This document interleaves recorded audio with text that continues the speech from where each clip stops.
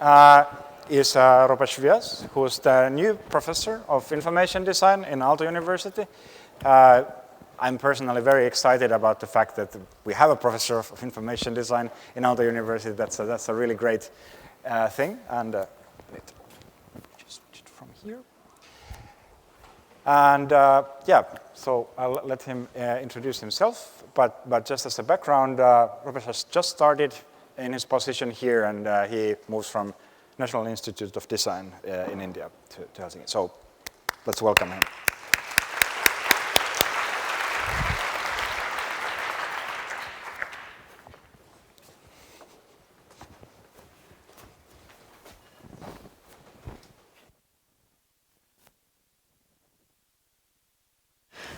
Thank you very much, Yu. So, thank you for inviting me. But I don't really feel like thanking him because he really put me in a spot, you know, in front of 600 people, and I'm just infant kid over here, you know, like just 1 month old in Finland. My name is Rupesh Vyas. I used to teach at Premier Design Institute in India. So what predominantly I'm going to talk about today is various different projects I have dealt when I was in India, looking at various different large-scale information design projects. And it will be a different perspective of information design where you look at various different opportunity areas, and most of these information design projects were also large-scale systems. So it is not just like isolated outcome of information design, but how it works in the broader large-scale system. And how many of you have been to India? Been to India? How many of you have seen India on television? Quite a few of you. So I'm going to run quickly about how, and we are known heterogeneous society, known for frugal innovations, you know, innovations with smaller resources, less resources, and then how do we, you know, come up with our solution. So in my work of information design also, I've tried to use a lot of frugal innovation. So when I say frugal innovation, basically looking at open source technology, and then how do you even create security patterns through open source technology using mathematics and things like that. So before I get into a little bit of detail of one of my projects, let me show you a little bit of context. Though you guys have seen India, but this is the context of my project which I'm going to talk about. My India, how great art thou!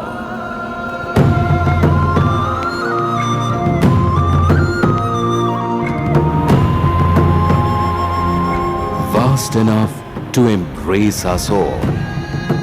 Snow-capped Himalayas crown thee.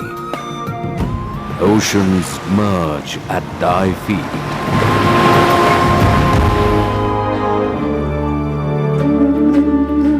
Run of Kutch embellishes thy beauty. Golden rays of the northeast radiate thy glory.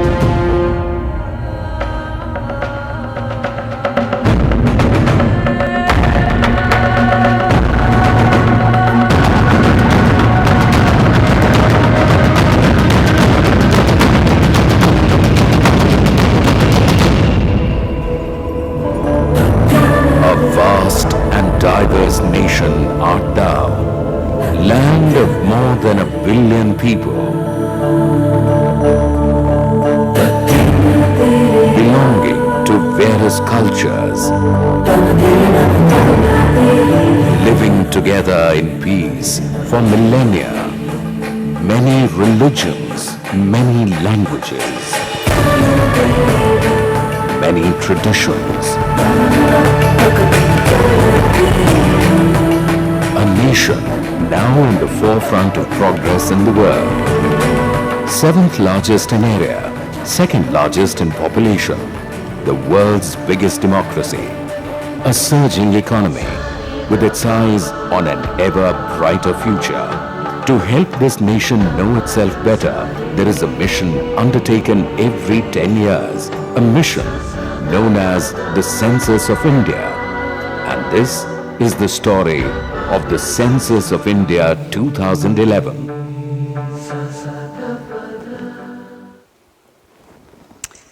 Okay, so just get back to presentation on that. So in 2011, India went through a census, which happens every 10 years. And 2011 census was very important for Indian country because Indian government was gearing up towards digitization of many different services. So this census also, parallel to census, they also announced the new scheme, which is National Population Register. So it was all the more very, very important to have database of billion plus people. And that is where we came in as information designers, and then we did information design solutions for them, looking at various challenges of multiple languages, like we dealt. And Indian government was also gearing up for national ID program, which is parallel to social security program. So looking at three major aspects. First of all, users, those are going to be using this devices, information data collection devices, and various different stakeholders in the entire data collection process. So it was utmost important to have good data collected from the source, and this is not digital way of collecting data. It is purely analogous way of collecting data. And then how do you analogous data, how do you convert that into a digital platform? So looking at those bridges and looking at all those various different stakeholders.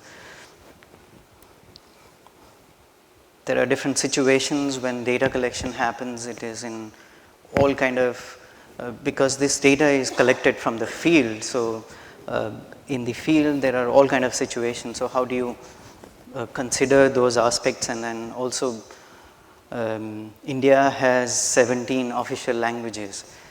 17, when I say 17, 16 Indian languages plus English. So looking at all these challenges of different language, there are various different conditions like low light conditions while they are collecting data. So, and then digitization process. So when the census happened in 2000, the data collection, at that time also they tried to do digitization of the data, but the design for collecting those forms were not appropriate for ICR technology. So we looked at the ICR technology for digitization of data, and so this is from the previous data collection tools, which was kind of all over and it was not making sense, and also not having appropriate spaces for data to recognize through digitization. And then we looked at observing how different people write numbers. So predominantly this is all capturing numbers. So how different people write numbers, and then there are, everybody would write it in different ways. So how do we come up with a system where machine can also recognize? So, and this whole exercise is done by trained school teachers to collect the data from field. So, and then also kind of combining variable data into non-variable material like barcoding and then coding. So we also analyze wherever more number of errors were happening, we try to convert that into a variable data. So certain kind of basic set of information, we convert it into variable printing and then distribute it.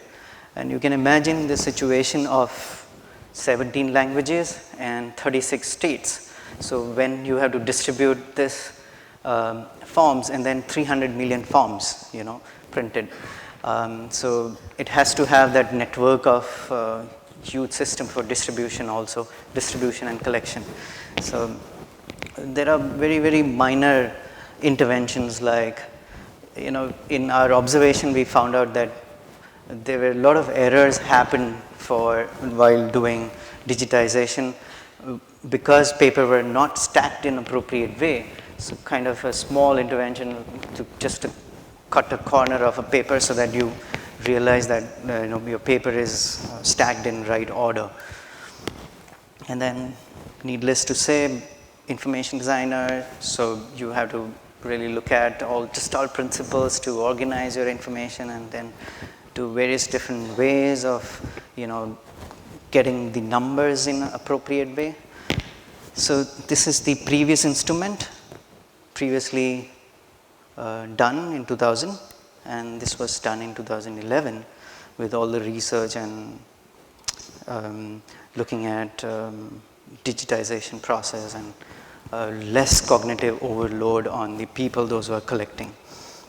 And then interventions in languages, all 17 languages. And then after, because this is a scheduled activity, so this happens, it is almost like election polls. So it happens within 20 days time, and then just after 20 days you have to produce results of this collected data. So not all of the data, but certain primary data has to be published just after 20 days. So we have to have our systems in such a way that we worked on the system much before the scheduled date, and then we applied while this was getting collected. And then when this exercise ended, we were ready with the publishing material. Okay, so now coming on to the next project, which is Indian Union Driver's License. So this is again a wicked problem for India because there are 36 states, and every state, it's a federal issue to issue a driver's license. So every state has their own way of issuing the driver's license. So, and then we came in again and did intervention, looking at again the whole system all across. And driver's license is also not just vehicle license, but it is also doubling up with your identity. So how you combine those identity issues and also challenges. So this is where we did a lot of frugal innovation for coming up with security features, because we didn't want to pay a lot of money to big companies, those who generate security features. So we did open source way, and then we generated a lot of security features, which is almost like close to currency notes. And also came up with a system of icons, so easily recognizable. So now this set of driver's license is like unified driver's license all across India. 7 states have already adapted to this design, and then so state-specific customization on security features. So at first glance, you get to see only prima facie things, primary visual thing, but then it has got a different security feature for different states. So it is embedded into the card itself. And then similar, I'm going to quickly get on to multiple projects so that you get some broader idea about various different projects. So this is about healthcare, mother and child healthcare information collection. Again, it's a bridge between analogous to digitization actually. So in Indian situation, we have to always look at analogous system because we don't have, it's a huge amount of money to spend on equipments to collect data from field. So you have to have combination of both actually. So again, like getting into this entire process. So this is my messy process. You can see how. So the example what I showed you earlier was from the earlier version, and then this is the process.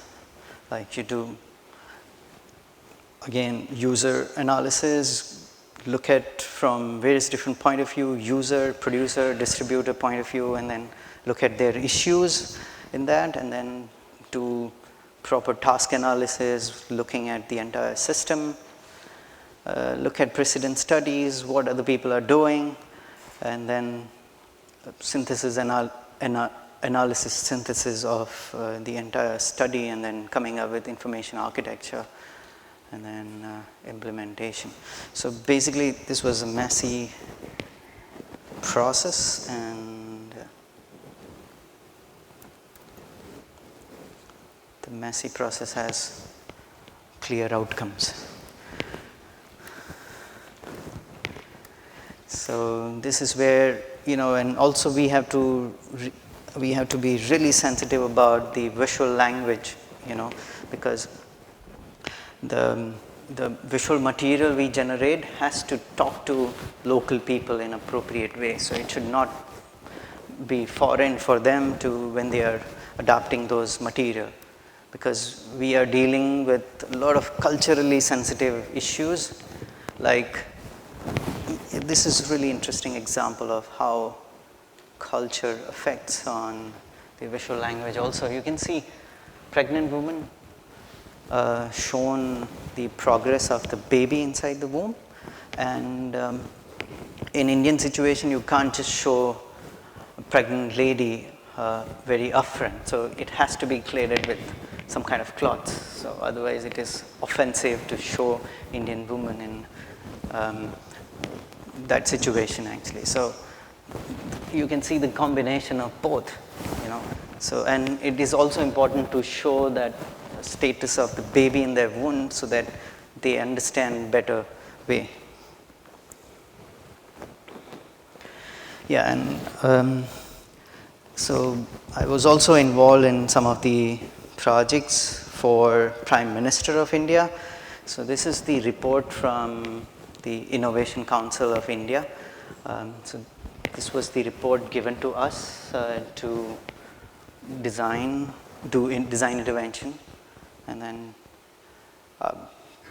kind of we did some bit of work for them, look at information in much more simpler way, so that because all these reports are meant for people, but you can't really decipher things actually. So these are the interventions by us. Yeah. So information design has multiple roles. I'm just checking my time because timer is not working here. So, information design has, one of the role is also data visualization. And data visualization has multiple outcomes, you know. It connects with visceral senses, emotional senses, and also it talks about truth, but with aesthetics actually. And then information design also could trigger advocacy, you know, and trigger a lot of governments to change policies actually. So this project is about epidemic data visualization, and it's also again very interesting situation because all the governments, they want to collect only certain kind of data, and then when officially they have to disseminate data, they would just look at their data sets, not like data sets from other things, and then So, but data sets doesn't make sense in isolation. So unless you combine from various different sources, different kind of data set, and then make meaning out of it actually. So this is one project where example of government collected data and also data sets from various different other sources, from like weather information to other things actually.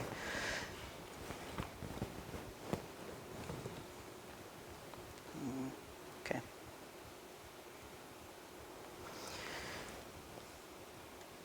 And some more infographics and data visualization from other countries.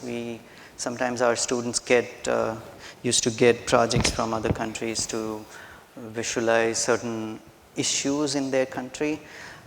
This was in Cambodia, how sex workers are exploited and how governments are not looking at their issues actually, and then so kind of advocacy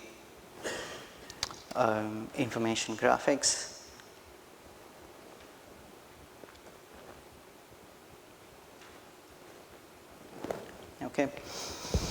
Okay, I'm just jumping here and there. I was also involved in one of the major city, new upcoming smart city in India for the signage system.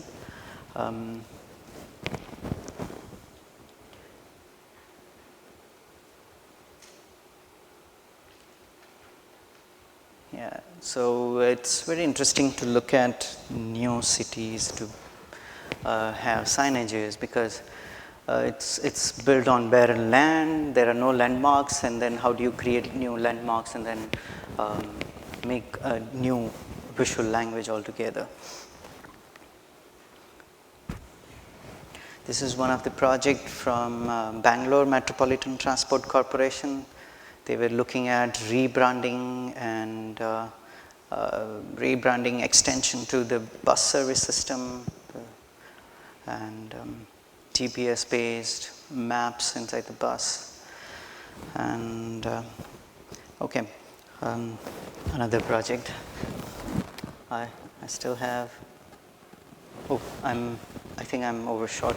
Okay, so I just want to show you one small video, which is experiment with chemicals. So it is almost like no tech visualization. So I hope you will enjoy this, and then I'll conclude after that.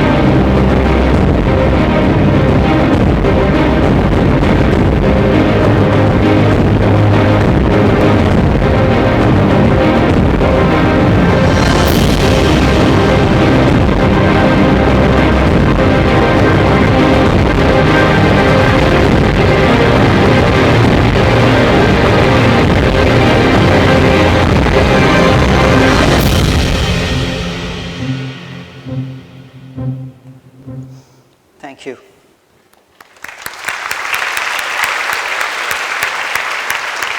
We have time for maybe one audience question, if there is.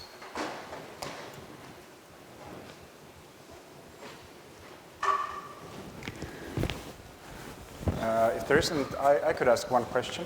So now that you've been a little while in Finland, not very long, have you had the time to form any opinion of compared to your experiences in India, what might be the role of information design in Finnish society, how it's different from what it is in India? It might be a complicated question to answer, but do you have any sort of first impressions on that? Well, Finland seems to be pretty resolved at first level.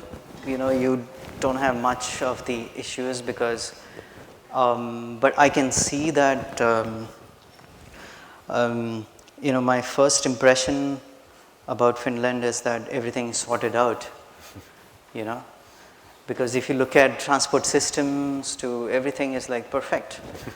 There's nothing to be improved. Okay, but having said that, you know, societies are heterogeneous, you know, by nature. So, and heterogeneity is going to increase. So it is not going to be homogeneous anymore, you know, because, and heterogeneity would bring in very interesting challenges eventually to look at yeah, otherwise how do we survive as information designers? Okay, thank you.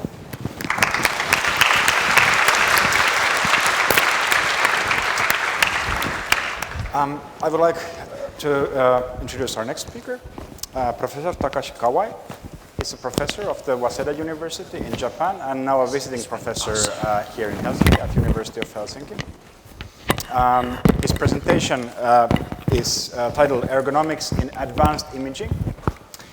And, well, I'll let him introduce himself in further detail. But please welcome Professor Kawai.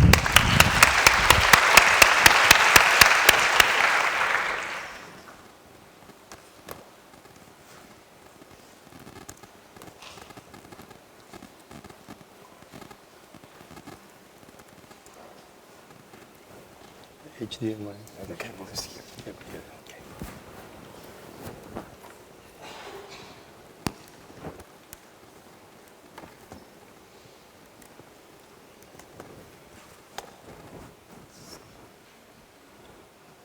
Yeah.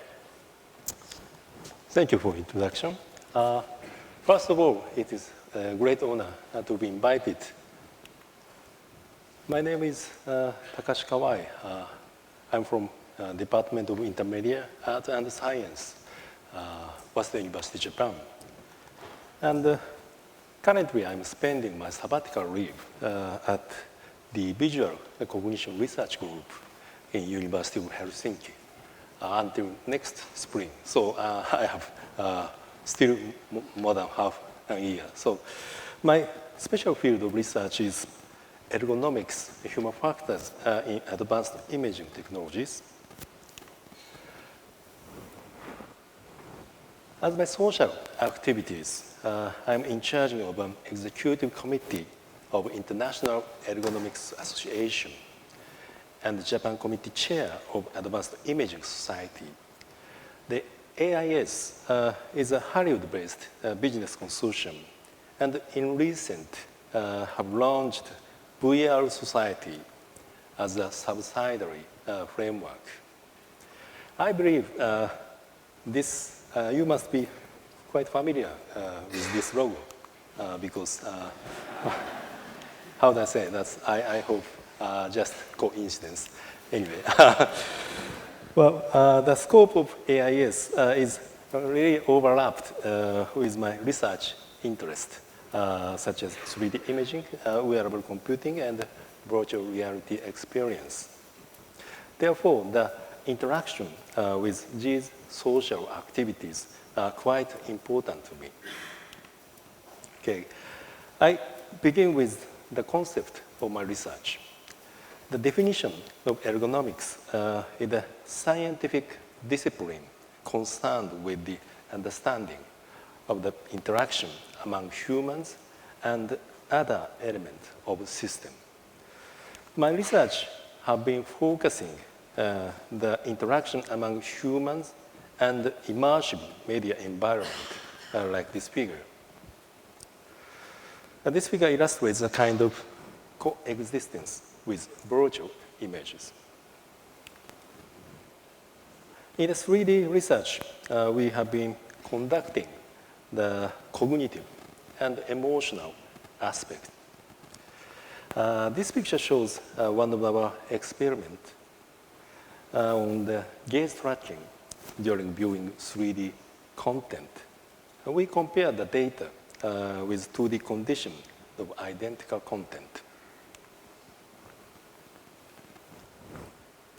Well, this movie shows one of the stimuli in the experiment, a boy in Finnish sauna. And these pictures show the heat maps of gaze in 2D and 3D condition. In 2D condition, the left picture, basically participants gazed at the face mostly, and it is quite natural. But in 3D condition, as you can see, the participants were gazing the area where was not seen in 2D. So this tendency is caused by the binocular disparity in 3D content. Then we started to analyze the binocular disparity in 3D content and examine the relation with the user experience. We performed the disparity analysis by collaborating with the stereographers who in the Hollywood studios actually in charge the prominent 3D films such as Avatar, Tangled, How to Train Your Dragon, and so on. This movie shows the computing pixel disparity in the 3D film Tangled. The disparity extracted by this kind of stereo matching is converted to the parallactic angle based on the viewing condition.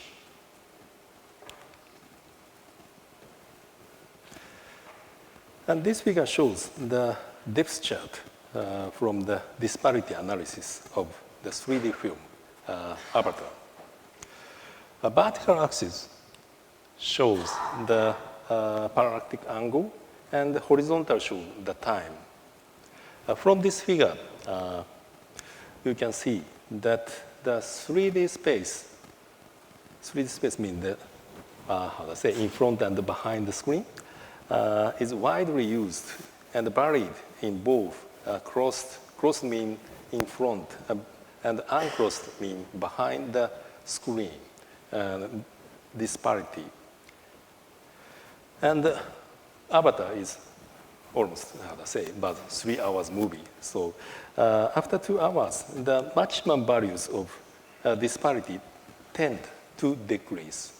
So these are just, of course, just examples, but you can imagine this kind of findings provide a creative knowledge of creators on how to design the time series depths in 3D imaging.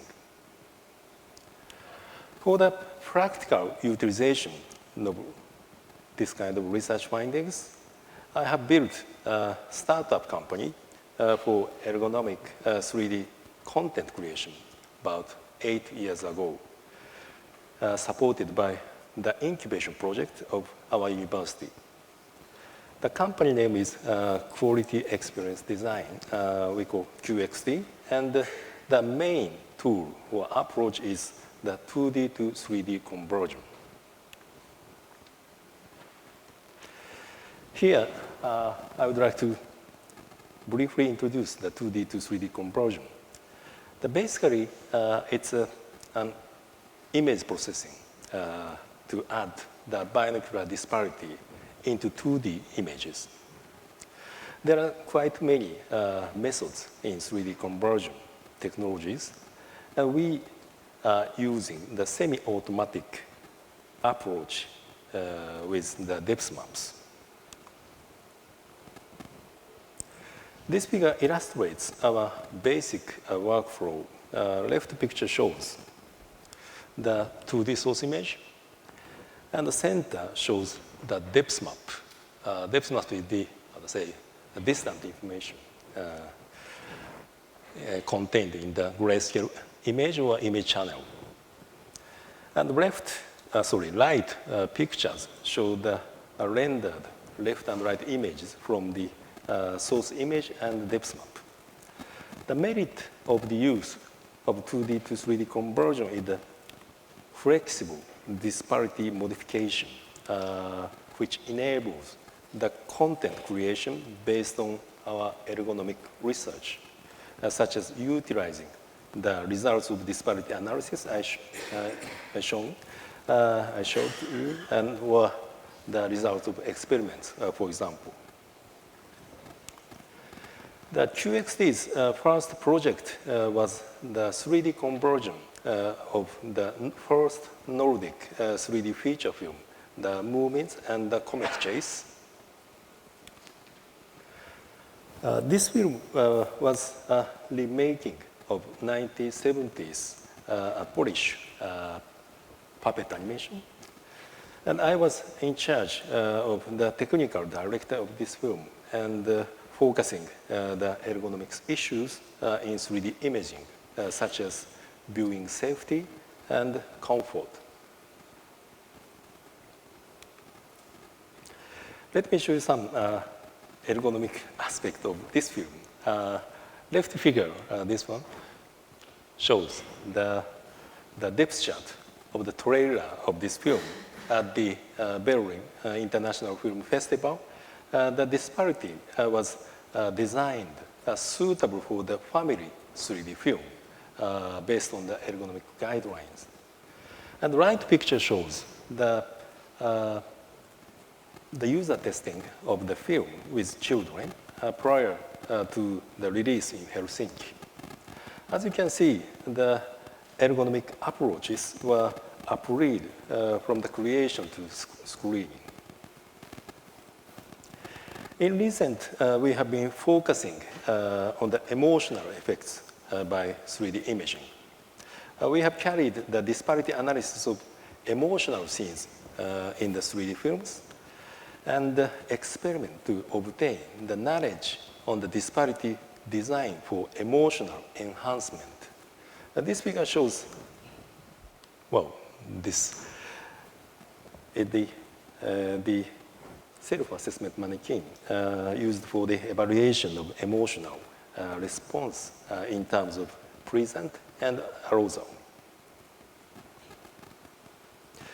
And this figure shows an example of our research findings. The horizontal axis show the magnification ratio of the 3D image space, and the vertical show the rate of change of emotional response, the arousal and the present. As you can see, we could obtain the magnification ratio of 3D image space to increase or decrease the emotional arousal and present. By using this knowledge, we can modify the disparity in terms of emotional enhancement according to the storytelling. This is the practical utilization of our findings. In this film, I was in charge of the 3D supervisor, especially for the disparity design in terms of emotional enhancement. Quite fortunately, the 3D representation of this film could obtain the quite positive acceptance from the large number of audiences in Japan. Okay, next is about the wearable computing research. We have been focusing on the assessment of user experience in the use of head-mount displays. This picture was taken about 20 years ago. In this project, we have examined the effects of optical design inside the HMD on visual functions by collaborating with Mitsubishi Electric at that moment. And then we carried the applied research for the product development or product design of various types of HMD. For example, we conducted the reduction of binocular library for monocular HMD. In concrete, we examined the perceptual transition by voluntary induction of optokinetic stagnance when a binocular library occurs to suppress viewing HMD images.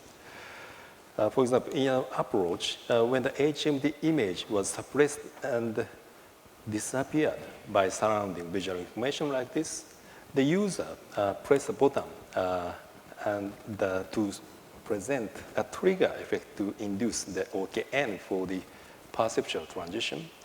And of course, we examined the effectiveness by ergonomic experiment. The results of the examination were utilized for a commercial product, the UP by Nikon, marketed from 2008. This is a head-home-based monocular HMD and using like this.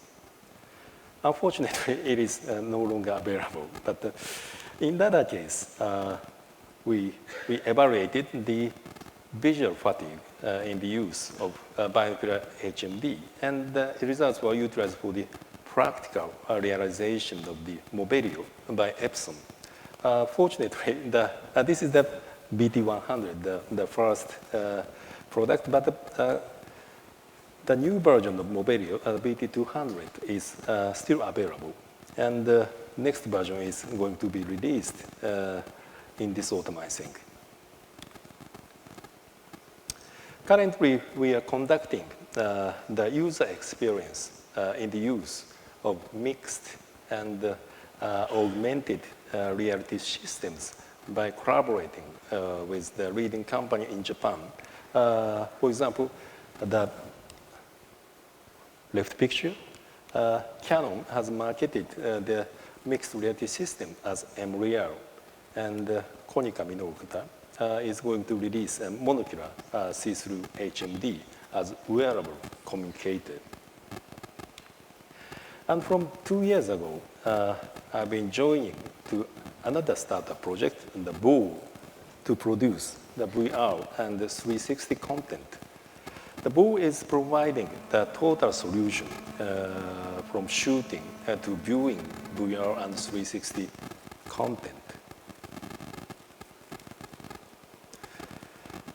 These are the some example of the 360 camera system we are using. In the shooting 360 images, there are still quite many trial and errors. The 360 content produced by BOW project was started to be released from this March in Japan.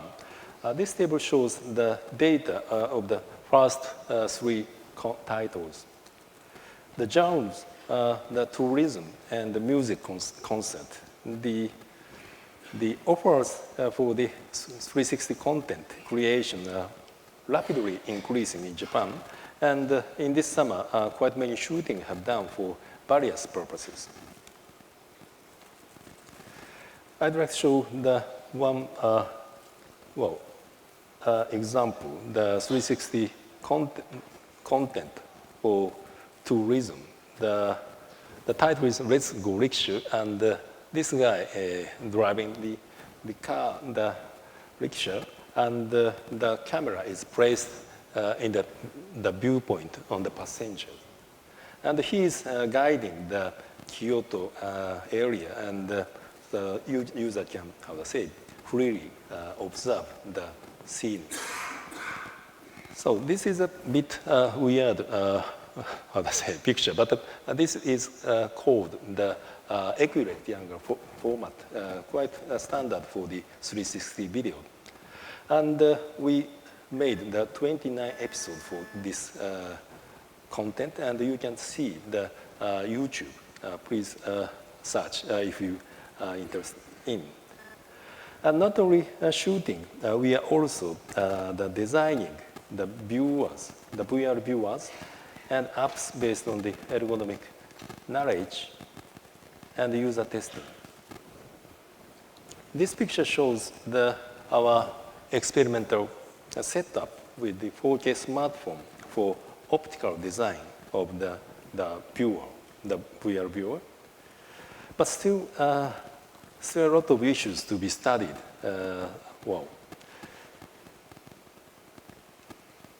And we are continuing to improve the VR viewer from the first prototype and the first commercial model and the versions corresponding to the content. At this moment, the second commercial model was released from August.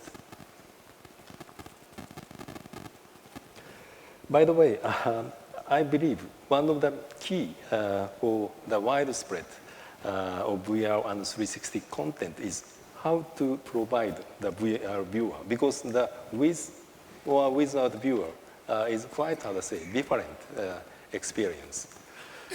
So, for example, this is the Waseda University, our university's official cap, and this is the viewer which I designed for our university. And this is going to be marketed from this October as our university's official novelty item. So if you need Aalto version, please feel free to ask me. And finally, I would like to point out to critical issues which we are currently facing in virtual reality and 360 imaging. The first is prevent the negative symptoms, such as visually induced motion sickness. And second is to define the values for users and society. So for these issues, I believe or consider to need a new range of collaboration to bring together experts from different disciplines and knowledge. So currently we are planning to carry the open experiment for these issues. So I hope there will be chances to collaborate for that experiment. Okay, this is the summary of my talk. Today I talk about the outline of my research on ergonomics in advanced imaging, such as 3D imaging, wearable computing, and VR and 360 imaging, focusing on the practical utilizations as a mission of our university. Thank you so much for your kind attention.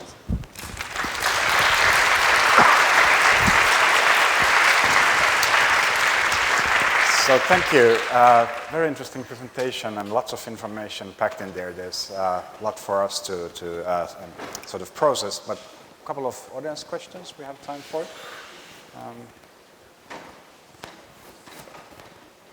I might ask one question myself to start with. When do you think like VR equipment is going to be commonplace enough for VR presentations to become like really mainstream, that every newspaper or media would need to have them on their website? You know, what's the time frame for that? Is it 1 year, 5 years? Yeah, that is quite, how to say, good question, and I'm also quite interested in. But in Japan, the Olympic Games in Tokyo is going to be, how to say, held in 2020. Mm-hmm. So that is, I think, at least in Japan, one of the target, the timeline for that, how to say, widespreading chances. Mm-hmm. Okay. Other questions? There's one.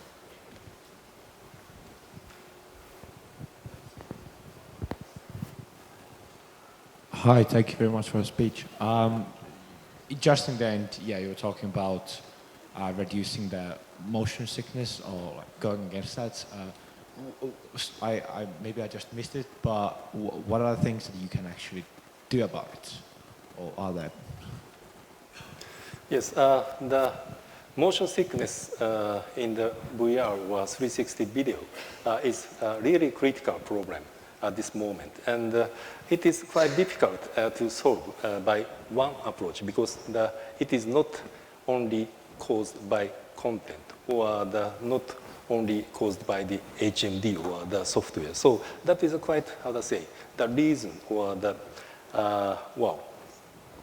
quite mixed in quite complex way. So therefore, we started to, how to say, plan the open experiment to collaborating with the various stakeholders or the players in this field. So that's, I do not have clear answer to solve this problem at this moment. But at least the, how to say, useful and the easy to understand the guideline for creators or the users are quite, how to say, acute. How to say, it's quite really necessary.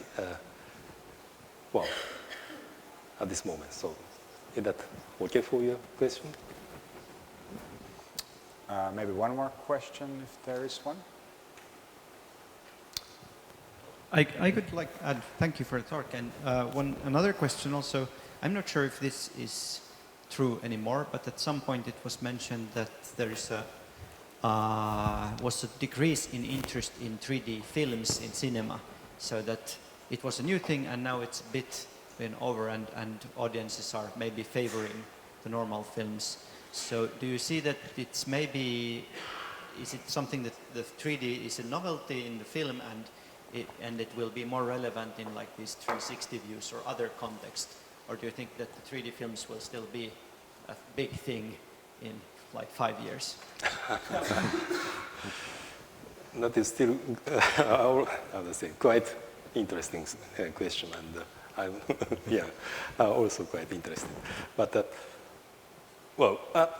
at least in Hollywood, the 3D is necessary for the big title, such as the blockbusters, and VR is, or the 360 video is quite, how to say, often used for the promotion of the 3D film or the big title of the film. So your question is about the 3D is, how to say, can be arrived next 5 years. Well, that is based on the content, and if there would be, if there were that, let's say, the killer content, like Avatar again, that is a bit, the situation would be different. But if not, I think some level will be maintained in the field of movie or film. But the consumer level, it is quite, how to say, difficult. Therefore, I think what is the value for the added value of the 3D for the users or consumers are quite, how to say, important question to answer. Yeah. Okay, thank you. Thank you so much.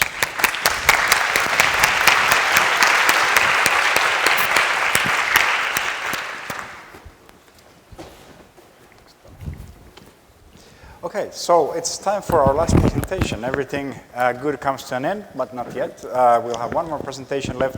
That is by Jen Christensen, who's a senior graphic editor at Scientific American. Her presentation is called Digital Analogs, and I've seen it before, and it's a fantastic presentation. It's dig into the archives of the magazine, and well, you'll be pleasantly surprised. So please welcome Jen.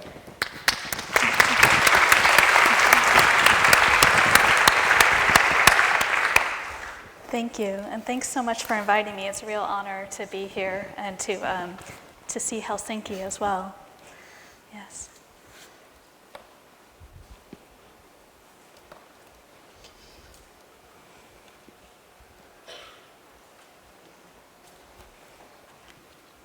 Let's see.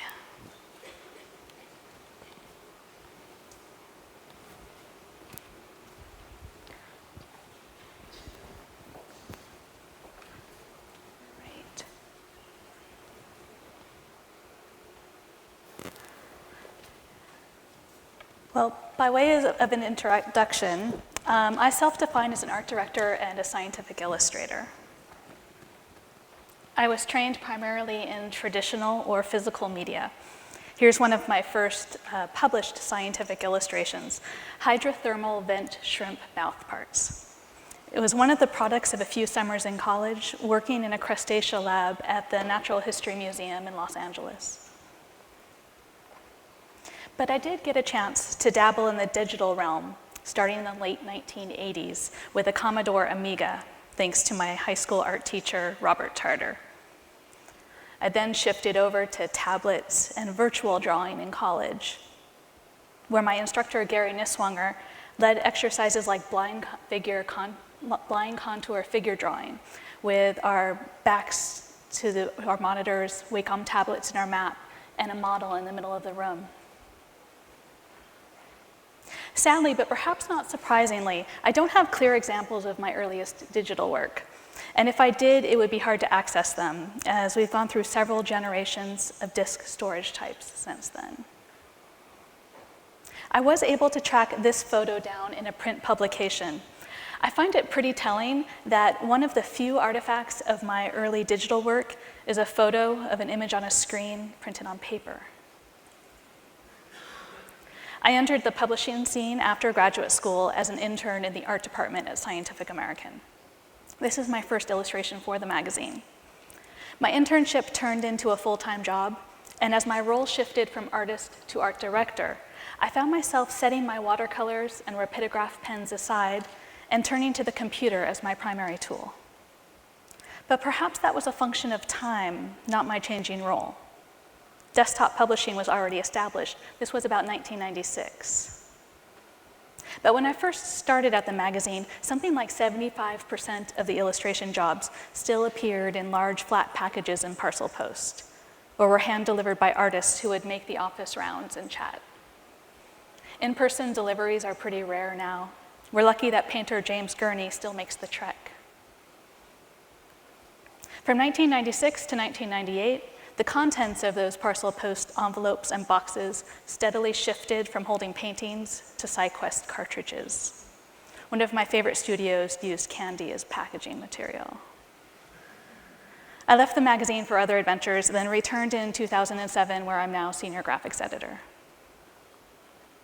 Amanda Montanez and I art direct all of the information graphics in the magazine, from data visualizations to illustrated explainers. Most of the figures are commissioned, which means that I have the privilege of working with a lot of really talented freelancers with a wide range of technical knowledge, styles, and areas of expertise. But it also means that I've become a project manager and a generalist by necessity. The bulk of my work lies in matching up the right artist or designer with the right project and setting them up with the information and feedback they need to illustrate the scientific concept at hand. Truth be told, I sometimes get a little uncomfortable talking about artist collaborations. I can speak about projects from my point of view, researching the topic, developing a project brief, and my philosophy when directing illustrations. But a critical piece is missing, the artist's perspective. So rather than talk about those collaborations and roll through a portfolio of recent projects for the magazine, I'd like to talk about visual representations of technological advances in Scientific American. How does a magazine that covers advances in science and technology illustrate emerging ideas before the technology being described is ubiquitous? How did the magazine negotiate the shift from reporting on emerging technologies to using them to produce the magazine? Specifically, I'm interested in the shift from traditional or analog to digital from a few different vantage points. Here's one of my favorite artifacts of this sort of shift. I first learned about this image from Robert Simon, a data visualizer at Planet Labs who has spoken here before. It's a wonderful example of a slightly awkward disconnect between using new technology to collect and transmit information and older and more familiar technology to display it. In 1965, the spacecraft Mariner 4 flew by Mars and sent image data back to Earth as a pulse code modulation signal.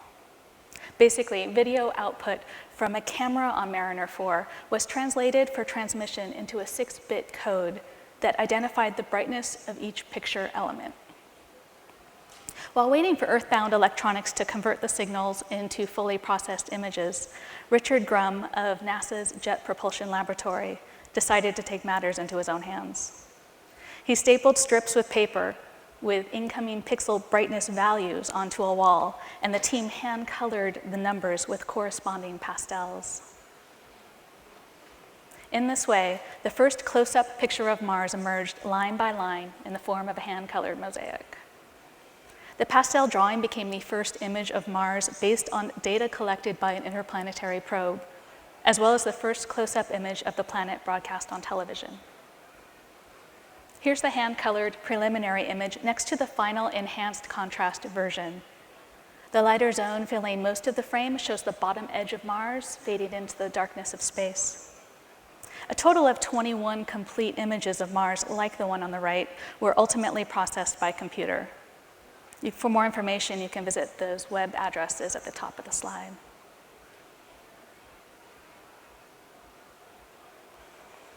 Before I go further, I should include a disclaimer. I'm not a historian, nor am I particularly well-read when it comes to early computing. I'm just steeped in the history of Scientific American and always up for an excuse to dive into the archive. The examples and opinions here are based on my experiences as graphics editor at the magazine, my time as an assistant art director back at the magazine in the mid-1990s, conversations with colleagues, and a great deal of time exploring those archives. Right now, we're clearly experiencing a shift in how people consume information. In the magazine world, we're increasingly focused on how to serve up material to audiences on mobile phones and even virtual reality experiences, as you just heard, rather than focusing solely on physical and sequential print pages. But is this really all that new? The publishing industry already negotiated a similar shift when it came to producing and arting the magazine with the advent of desktop publishing. My original intent was to isolate and learn about the discrete moment in which Scientific American wheeled in computers for every desk, shoved the wax machine into the corner, and embraced the dawn of desktop publishing and digital illustration. In hindsight, that was a bit naive. Yes, the shift happened fairly quickly in the grand scheme of things, when put into the context of the history of printing. A decade or two is a blink of an eye when you zoom out and start with the oldest known paper-based print work from China, dated 868. Or even if you start with Gutenberg's famed movable printing presses in the 15th century. But the changeover to digital at the magazine seemed to have happened in increments, building upon a steady tradition of advances in typesetting. Most of my knowledge on this front has been gleaned from the pages of Scientific American. Here's just one of many 19th century articles about the mechanization of typesetting. Things eventually shifted to photographic and then electronic typesetting, as covered in articles from 1969 and 1983. The more I learn on this front, the more I realize I have yet to learn. But a more complete and broad review of the history of typesetting is a rabbit hole to explore further another time. Electronic typesetting was apparently fully embraced to produce the magazine in March of 1976. The exact details with regards to this commemorative plate remain a little bit fuzzy, but it's likely that the magazine's typesetting vendor had shifted over to a computer-aided electronic workflow. Over the next 19 years, Scientific American steadily adopted new technologies. Here's a photo of a fax of a Post-it note-adorned printout of a circa 2003 PowerPoint slide that outlines several benchmarks. I'm still trying to track down exactly what some of these really mean, but it's likely that in 1978, electronic typesetting shifted to a desktop machine, perhaps in-house. Then, indeed, the transition to fully integrated desktop publishing optimized computers did not happen over a weekend. It took 7 years to shift everyone over to Macintosh computers and network the office. Then things snowballed a bit. leading to this historic issue, March 1995. The trade magazine Color Publishing touted it as the first entirely computer-to-plate offset printed magazine issue.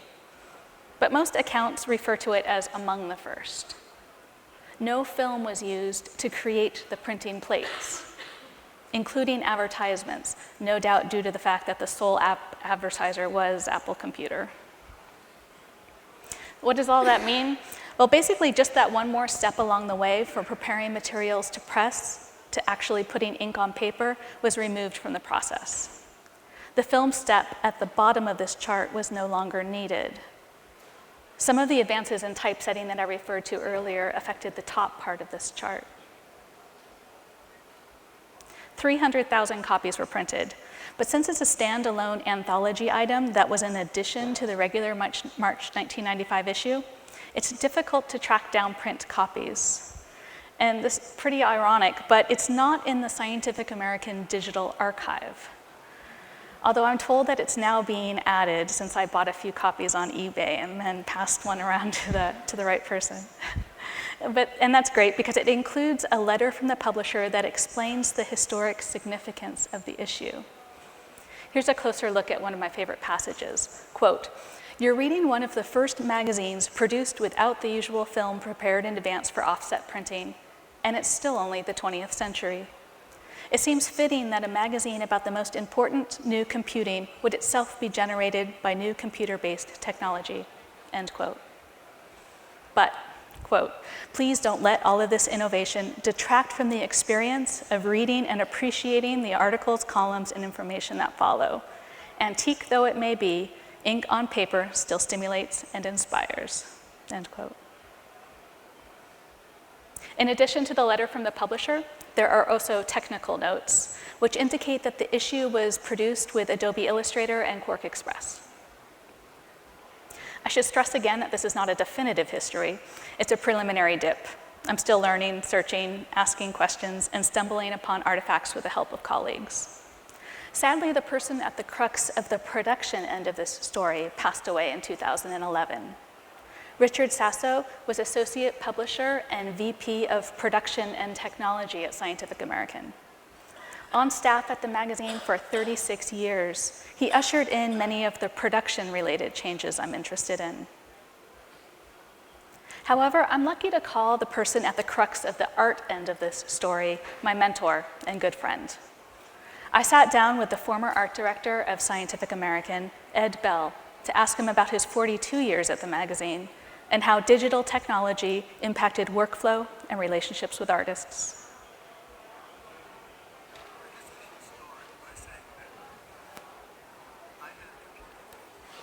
Can you hear that?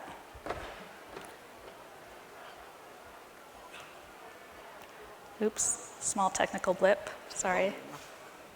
Yes, it's up as high as it will go there. Should I hold my mic in front of my? No. Let's try this again.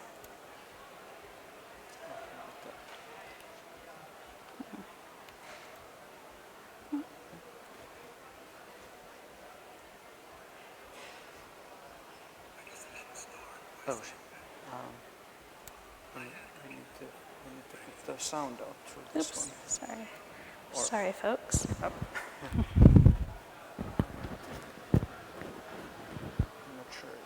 I guess you need to get the... It's a good thing I'm last. I won't be bumping anybody else after this, but I'll try to pick up the pace. I think this should do it.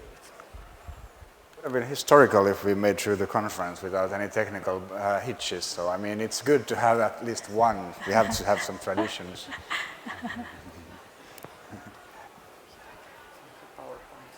Okay.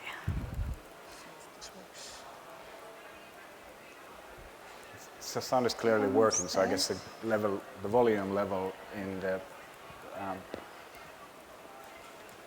PowerPoint presentation itself, maybe. And here we go. Let's see. I guess I should start by saying that I had a computer before the magazine had a computer.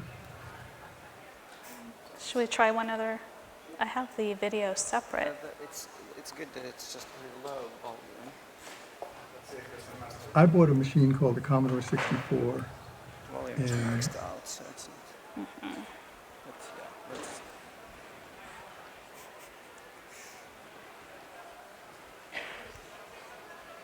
Perhaps I should bring Ed Bell with me next time, so I have a backup. I usually have backups for most things, but it's hard to have an analog backup for a video interview. Believe it or not, I do have paper notes for my talk in case this didn't work. But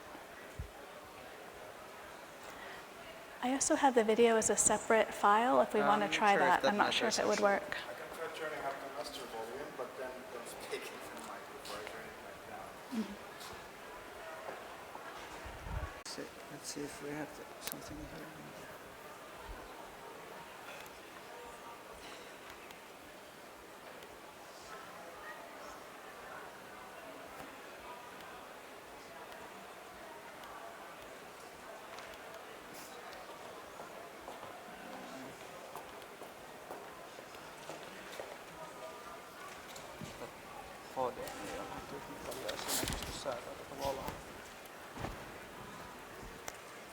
Should we put it on this computer?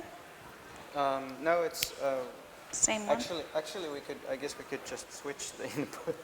Yeah, that's true. If we change to VGA, the volume level is maybe slightly higher. Yeah. So, Yeah. So, no, we don't need to do Oh. that. We Oh, can I'm so just sorry. Do this. Okay. We'll stay there. Sorry for the hassle. Yep.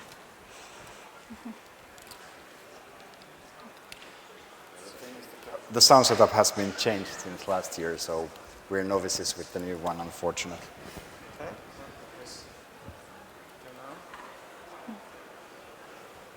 Dear. Well, I could skip the video.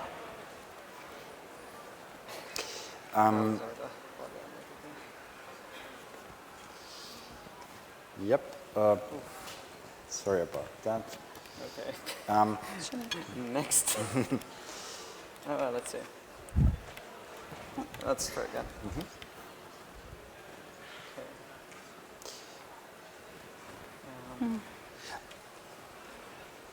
Yeah. Hey, you need to switch Oh, yeah. the display here. That's right. Yeah. Okay. Yeah. So the problem is with the mirroring now. So you need to turn the mirroring on. It's in the system preferences.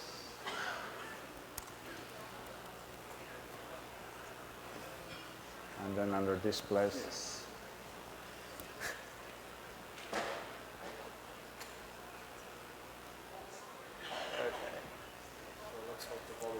Fingers crossed.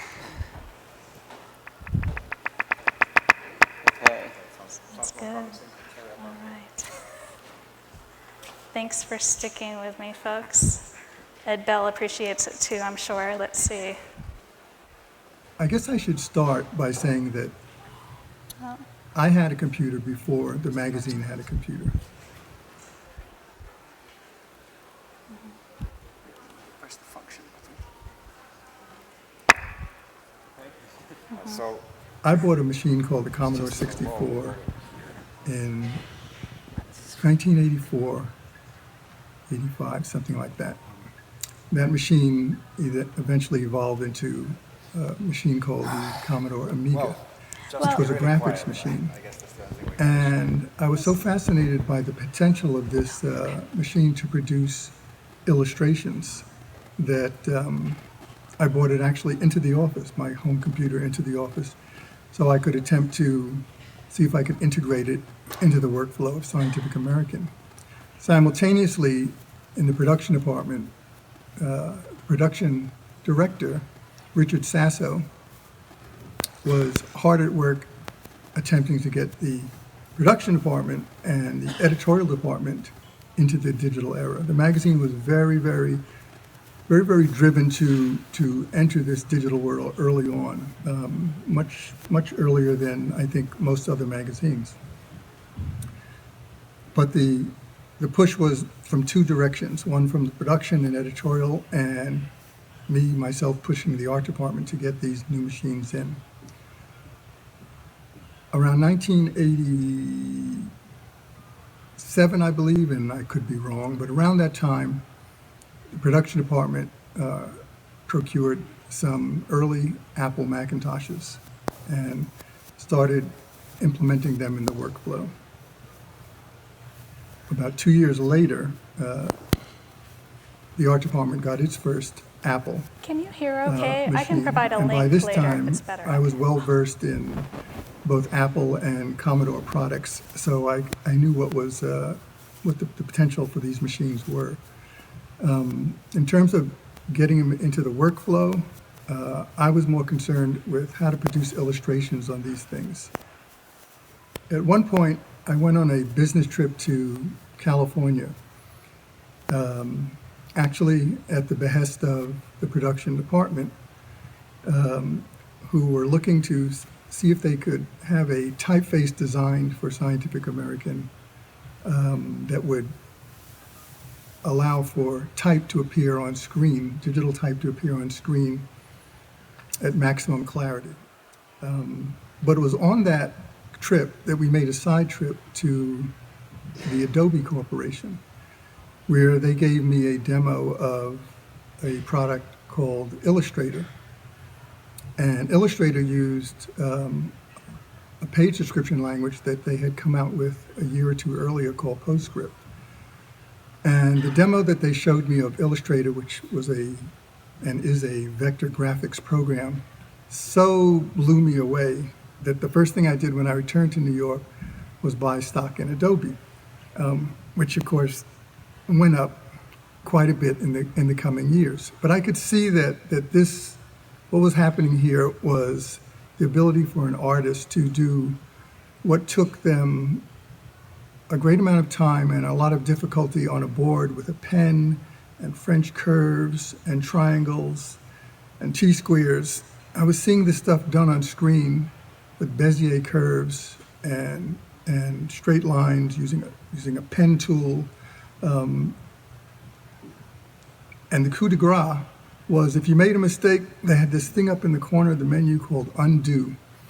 And I was like, okay, this is the future for publishing. It was a very slow transition.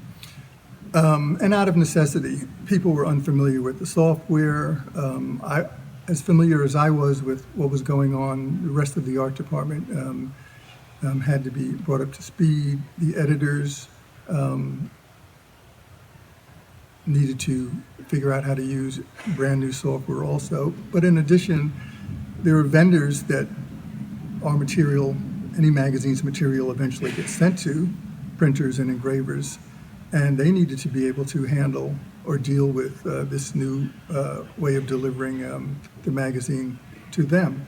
So it was a very, very slow process. And even when it began, for instance, the art department, the very first couple of illustrations that were produced, which were for a column called Mathematical Recreations, Martin Gardner's Math Games column,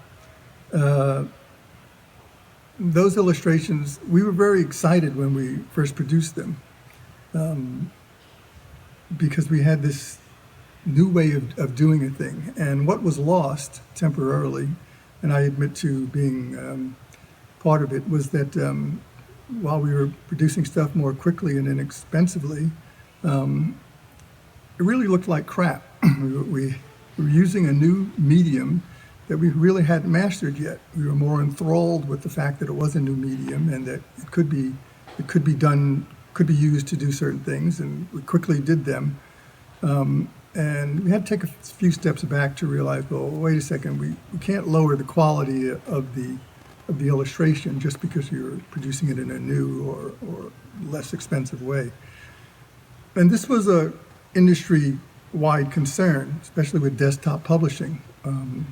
With software like Quark Express and PageMaker allowing almost anybody now to produce pages, a lot of crap stuff was being produced for a number of years. As with any medium, whether it be pastels or charcoals or even pen and ink, it takes a few years minimum to master or to begin to be comfortable with that medium. And so it was with the computer, because I always viewed the computer as just another medium, not a replacement for any kind of traditional or analog medium, just an additional media by which something could be produced. There are a few more minutes of that interview, and I'll pass along a link so you can watch it a bit later if you'd like to hear a few more words from Ed. But for more context, here's a closer look at how illustrations were developed, submitted, and prepared for press before the digital workflow.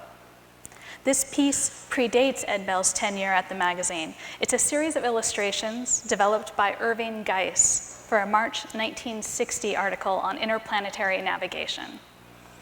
Geis plotted out the orbit of Venus and Earth, then built dimensional models using transparent sheets of plastic and glass plates. Here's an oblique view with color added by me to help you distinguish the various planes. Here's one of the final illustrations, and several of them as they appeared in the magazine. I don't have the original mechanicals or layered art boards for this particular series of images, but here's a similar project in terms of scope. This map includes a tinted shape, 2 colors of line work, and labels. Here's a look at the art boards. The bottom layer is comprised of the landfill, along with registration marks and instructions to the printer for color mix 50% yellow, 30% magenta. A semi-transparent layer includes line work to ultimately be printed in 100% cyan per the instructions on the board.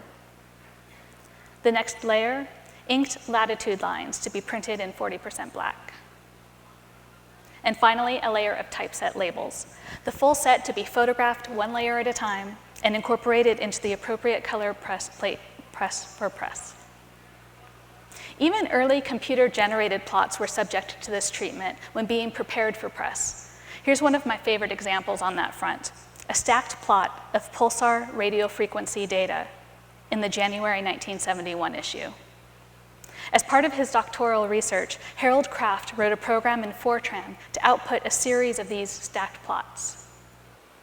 You might be more familiar with this plot in this context, as it appeared on Joy Division's Unknown Pleasures album cover in 1979. I won't get into the full history here, but if you're interested in learning more about the science behind this data visualization and the other occurrences of it, check out the blog post at the web address at the top of the slide. Here are 3 of the original plots, as printed in Kraft's thesis. And here's a close-up of one of the original CalComp plotter output pages from his research. In order to prepare these plots for press, they were traced in smooth, high-contrast lines and then photographed.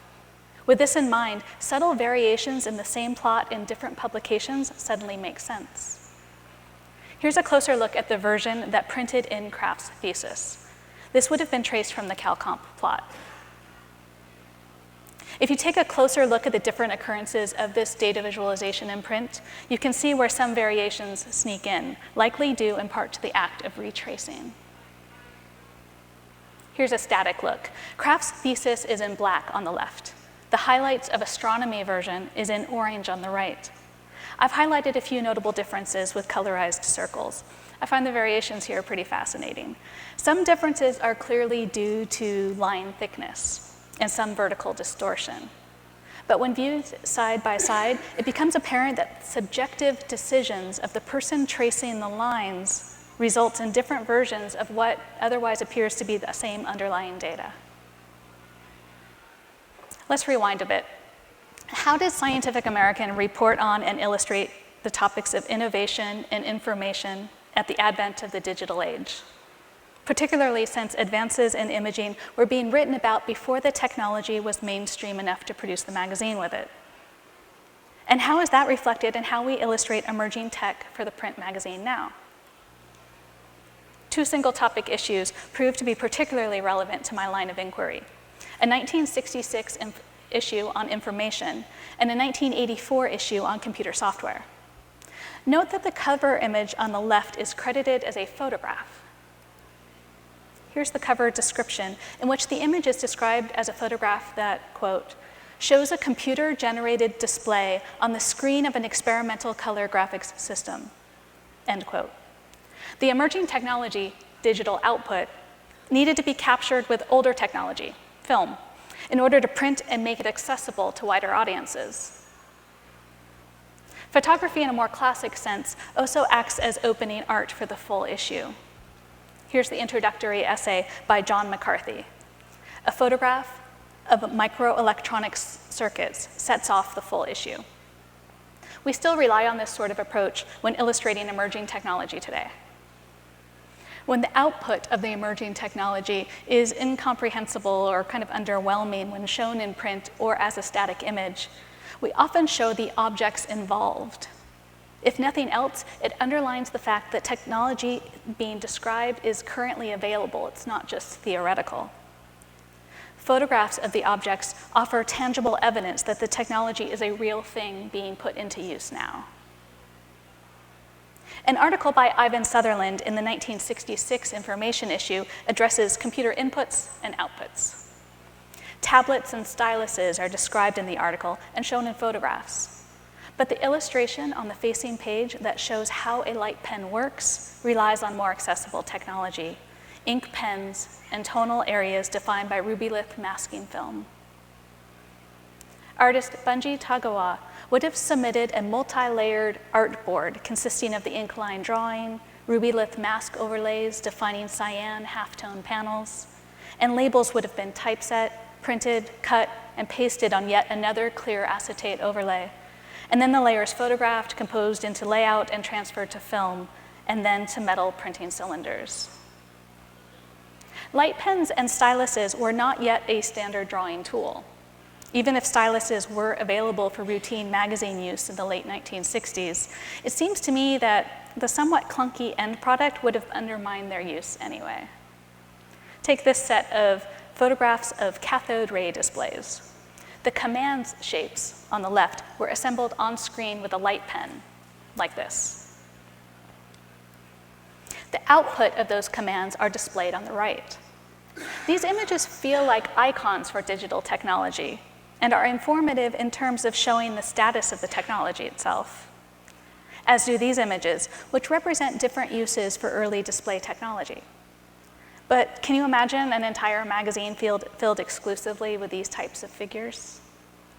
Especially after being accustomed to this, in which varying line thicknesses, tones, selective cutaways, transparencies, and shapes viewed in perspective feel effortless.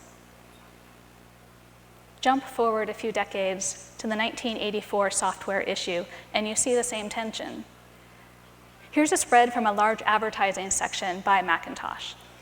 In the caption under the large image on the left, MacPaint is touted as being able to produce, quote, virtually any image the human hand can create, end quote. Turn the page, and you're faced with what looks like a computer cutaway that I'm betting was not produced in MacPaint. I'm guessing an old school airbrush and even a few horsehair paintbrushes were involved. So even while professing the expansive capabilities of a computer graphics program, the company itself relies on an illustration style that uses older technology.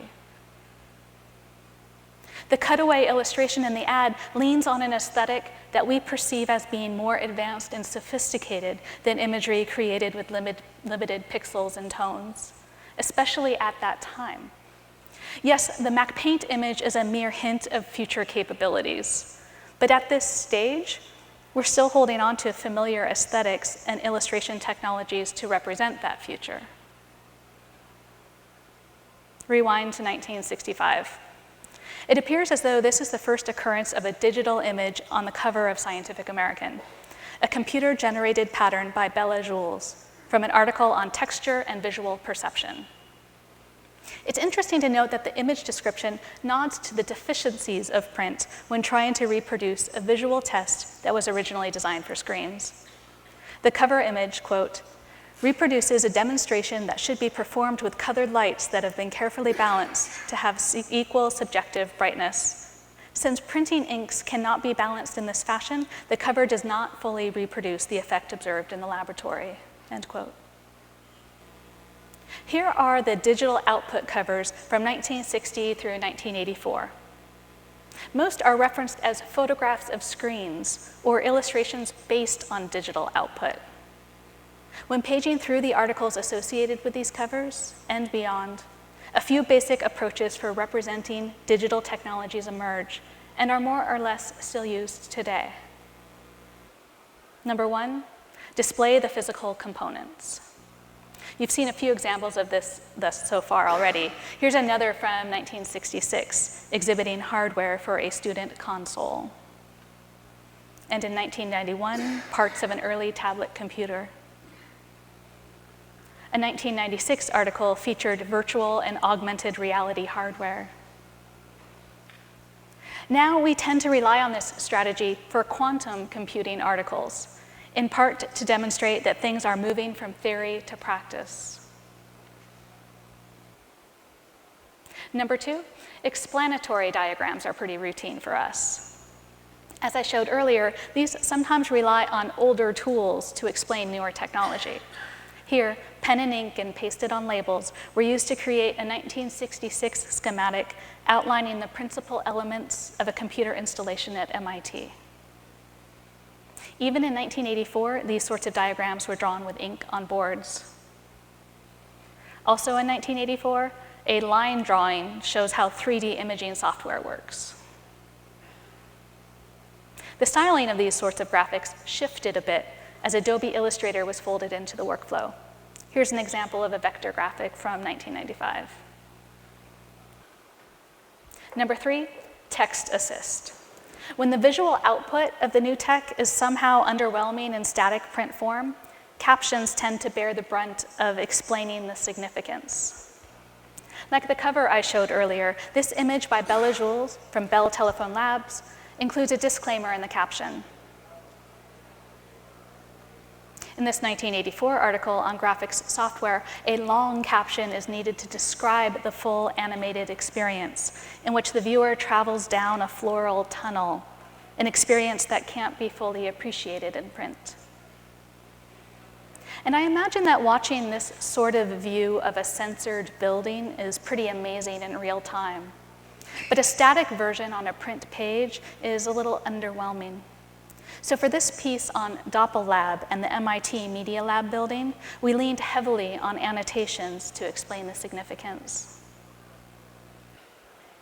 Number four, when in doubt, show people using the new technology.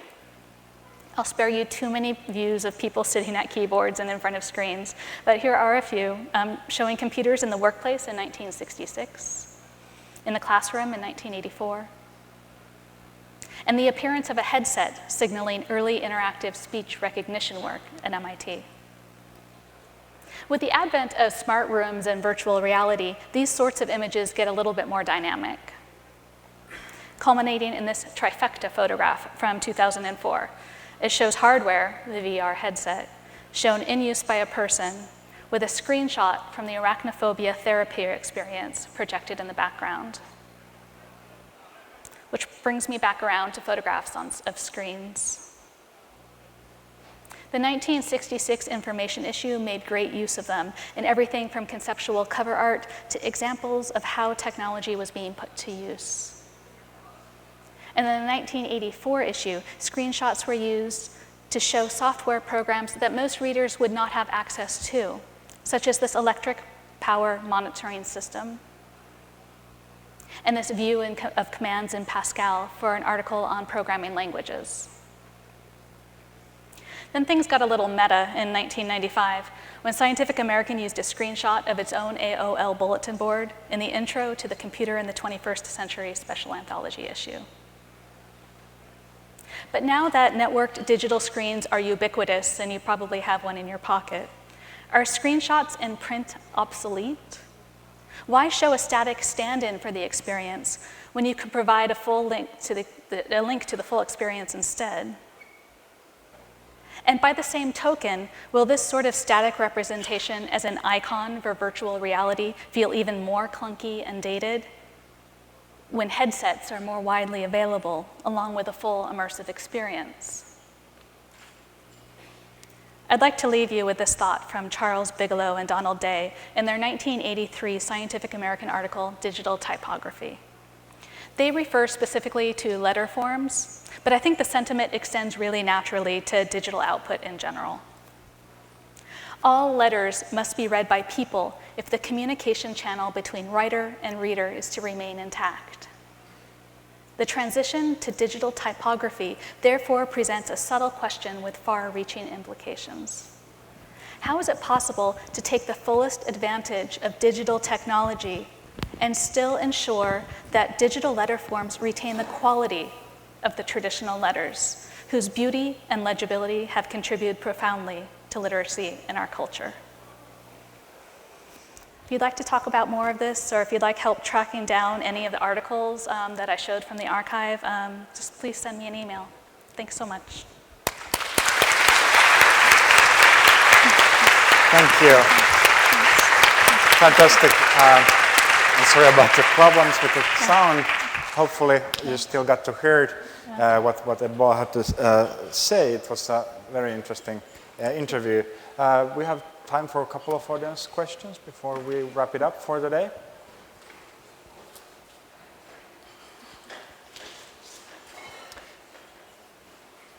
Well, just a quick question from me then. What are the new technologies Scientific American is now researching to use in publishing their stuff? Is VR coming with you? Sure, yes, yeah, the new technologies. Yeah, we're definitely looking towards virtual reality now. For a while it was hard to justify the resources for because we just have the one magazine in our, we have partners and various things, but it was hard to dedicate resources to virtual reality before enough people had access to actually viewing it. So now that things like the Google Cardboard and the cardboard version that you showed as well are starting to let people have that for around $10 US. So we're trying to move quickly and try to provide some content for that, for sure. Yeah. But print still is a medium you focus on? Yes, Scientific American is the oldest continuously printed magazine in the United States. Oldest continuously published as also, so you might argue that if we stopped print, we'd still be published online. But I think it would be a scary thing for us to stop print anytime soon, because that's not a title you can get back. But print is definitely still part of our of what we do, although more and more things online and now doing responsive pieces and looking towards virtual reality for sure. Yeah. Other questions? Well, in that case, thank you so much. A fantastic presentation. Thanks for having me.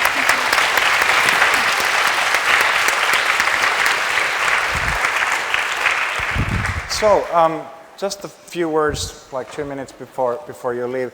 Thank you so much for coming. It was a pleasure for us once again organizing this conference.